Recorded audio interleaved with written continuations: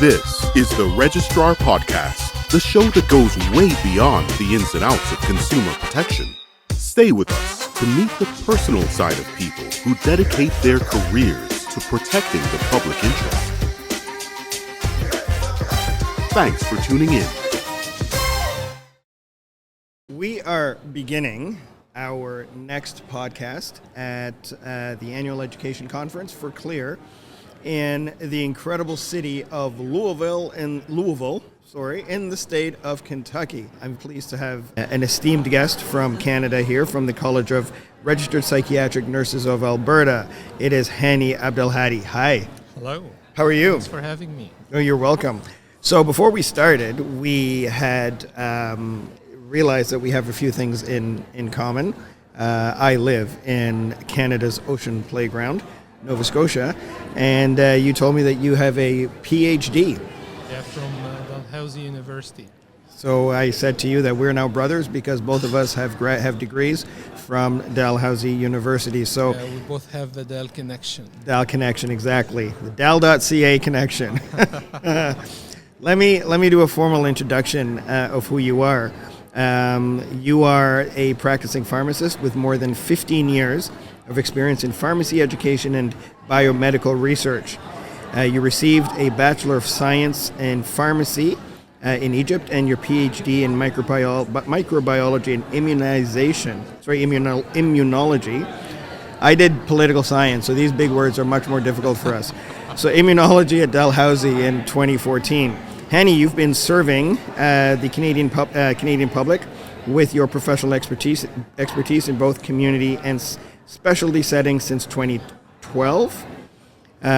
You served as a pharmacy teaching instructor at Dalhousie University, an assessor for the Pharmacy Education Board of Canada, an assessor for continuing competence profile program at the Alberta College of Pharmacists, and as a pharmacy preceptor at the University of Alberta. So, let me ask you this as probably my first question.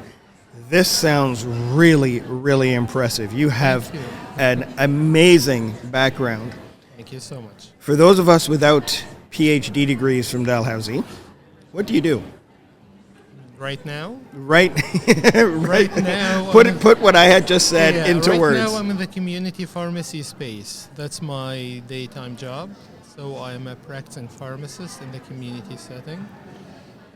I was also part of the Alberta Health Services COVID-19 case investigation and contact tracing program for all the positive cases of COVID-19 up until August 2022. And that's basically when they started to terminate the program because there was no provincial mandates anymore for isolation and all that stuff. One of the other lines of experience I'm proud of, I'm also a council member on the College of Registered Psychiatric Nurses of Alberta. So that's like another stream, like more of a regulatory experience. This is my second time to attend a CLEAR event. So I attended the conference back in Vancouver, the International Congress in 2019. And I'm also here to further expand my learning in the regulatory space. I'm not like you meet lots of people here with lots of experience in the regulatory field. They do this work day in, day out, more at the executive level. But I'm a council member, so I'm trying to gain more experience, learn more from their brilliant minds. Huge expertise in the field, and yes, that's pretty much about it. That's really, really interesting. So I have to ask you, because you did mention it, how has COVID affected you professionally and I guess personally as well? That's a very interesting question because it also ties up with the theme of the educational conference here. For all healthcare workers, COVID-19 has been a very, very stressful time. There is lots of responsibilities, lots of things changing in the workspace, more workload, that's for sure. For community pharmacists, especially, their scope of practice continues to expand. So community pharmacists were part of the vaccination campaigns to vaccinate the Canadian public. We also did lots of testing for travel, for asymptomatic testing.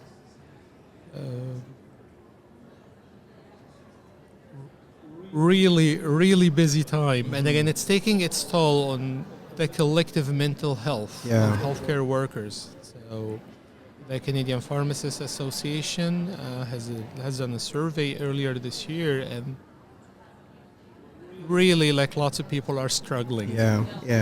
Even like some professionals are considering leaving the profession altogether. And I think another report I just read a few days before the conference echoed the same results that was done by the Canadian Medical Association, so echoed the same results within practicing physicians, residents. And that also, like, this is a theme that you can see happening in the conference. There are lots of sessions about the mental health of your staff. There is also a theme about shifting to online work, that has remote work, if you would like to say, that has started during the pandemic. And I have definitely experienced some of that during the council meetings of the College of Psych Nursing of Alberta. We moved completely hybrid. All the work I have done with Alberta Health Services, COVID-19 contact tracing and case investigation, that was done in a remote environment as well. The third theme I could notice in the conference is the spread of misinformation and disinformation. COVID-19 pandemic was definitely like a high time for this. Yeah, it certainly has. I have, COVID-19 is one of those topics that the minute you talk about it, doesn't matter who you talk to, that person has a flood of things to say, emotion, opinions, and some of them, of course, much more polarizing than others. A lot of that has to do with personal experiences. People are who have worked, whose workplaces have changed and now work remotely. There's people who have lost their jobs. There's people who know people who've had COVID. I think I saw a report where I believe 70% of Canadians now have had, one of the strains of COVID. What that has done is it has really lent to stress in the Canadian healthcare sector, stresses that we've never seen before. In your experience and in your work, is this a Canadian problem, or is this a global problem now where post-pandemic we're trying to shift into a new normal, but we don't know what that new normal is, and then we're completely we're overburdened with resources or resourcing that we just don't have. We just don't have the. Sorry, let me say that again. We just don't have the resources to manage the demand right now. I would say, in my opinion, this is definitely a global phenomenon. So it's not just exclusive to Canada or to the Canadian healthcare system. And you can tell by the kind of research that's going on in the conference. So you have people from other parts of the world. They are echoing the same concerns. They have the same themes, if you would like to say. So still the world's trying to get out of the COVID-19 era back to normal life. Still, we are all globally struggling to get completely back to normal. And again, it doesn't have to be on the healthcare system only. I mean, look at, like, for example, to come to the conference, you have to fly. So things, even like within the travel industry itself, like struggling to get back to normal, to get back to where it was. So I would say definitely it's a global phenomenon, not exclusive to Canada by any means. Everyone is trying to get back to their normal self, back to their normal lives. I know it's a struggle for everyone because, as you mentioned, everyone goes through this experience quite differently. Again, it shapes up how things are going to be right after COVID-19 is over. You know, one of the things that before COVID that people always said was when we looked at police or first responders and even the military, you always heard people say, thank you for your service. And certainly here in the United States, I've seen, and we've all seen that that's really shifted to frontline workers in the healthcare sector. And you being a community, I want to extend my own thank you to doing your part. The one thing that we don't do, though, I don't think we do enough of, because we tend to be very preoccupied with our own realities. I just want to ask you, how are you doing? I'm doing well, thank you. I'm trying to definitely I saw lots of struggles on my mental health, and I'm trying to exercise resilience, trying to get my mental health back to where I want it to be. Experience coming to this conference and travel, taking a few days off your regular work is definitely part of that. And at the same time, you are learning something new, so it's a big bonus. In general, I'm doing okay. I'm also feeling the pinch like other healthcare workers. Trying to learn more from that experience, become a better person. That's pretty. All right. So we have one small piece at the end that we do. It's a bit of a back and forth. We call it definitely not in the public interest. Okay. So I'm just going to ask you 5 random questions, and you can provide me with some random answers. Okay. The very first one is, what is your favorite country in the world that you've ever visited? I'm going to go with Canada. Really? I would agree with that. What's the best joke you've ever heard? It has to be clean, and tell me that joke. For sure. So, so here's a good one. So I asked my wife to embrace her mistakes. So she came over and gave me a hug. I love it. That's great. What's your favorite sport?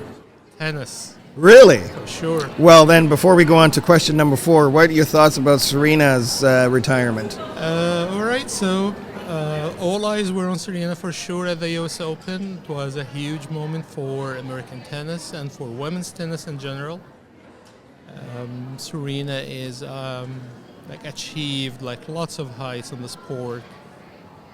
I also would like to give a shout out to the new guards. We have Iga Swiatek on the women's side, so she had her 3rd Grand Slam a few days ago. Ons Jabeur, she is also the number 2 in the world right now. She worked her way up. I saw her in person back in 2019, and she was I think in the 40s, 50s, and so she definitely had a tremendous job. And on the men's side, Carlos Alcaraz he played out of this world, and he's the new number 1 now. So, I'm not sure whether we are ushering in the new era, but all the big 3, just be careful. That's amazing. So, Neil, Hany talks about tennis like you talk about football. It is unbelievable. I'm a track and field person myself, and I can talk track all day and night. I do like tennis. I think it's an incredible sport. I cannot hold down a conversation like this. This is at the highest level, and it's really impressive. Let's do a quick shift since we are in Canada. We're from Canada. Okay. Oilers or Flames? Flames for sure. Flames or anybody else? In hockey? Yeah. Flames. It's not the right answer, but I'll let it go. Do you have any advice for people who are joining the regulatory space? Well, don't be intimidated. It's lots of fun. There are lots of things you can enjoy. There are lots of things you can learn. Even like you don't have to be doing this job day in and day out. There is still like you can learn a lot, and then you can use this for your professional work.